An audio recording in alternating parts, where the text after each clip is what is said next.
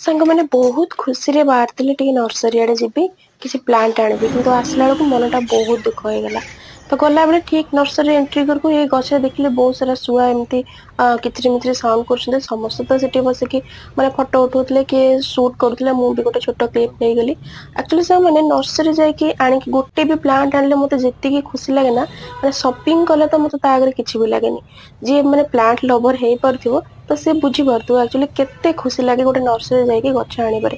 ମୋର ଆକ୍ଚୁଆଲି ମନ ଥିଲା ଯାଇକି ଟିକେ ଗୋଲାପର ସବୁ ଭେରାଇଟି ମିଳେ ଏଇ ଟାଇମରେ, ଏଇ ସିଜନରେ ମିଳେ। ଭାବୁଥିଲି 2-3ଟା ଚାରା ଆଣିବି। ଏଇ ସିଜନରେ ଭଲ ଫୁଲ ବି ଫୁଟିଥାଏ ନା, ଦେଖିବାକୁ ସୁନ୍ଦର ଲାଗେ।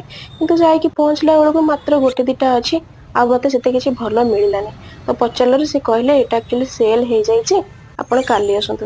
ତ ମନଟା ଟିକେ ହଠାତ୍ ଦୁଃଖ ହେଇଗଲା କି ଆକ୍ଚୁଆଲି ଆସିଥିଲି କୋଉଥିପାଇଁ, ଟିକେ ନେଇ ପାରିଲିନି, ଛୁଟି ଥିଲା। ଛୁଟି ଦିନ ମାନଙ୍କରେ ହିଁ ତ ଏଇ ସବୁ କାମ କରିବା ପାଇଁ ଭଲ ଲାଗେ।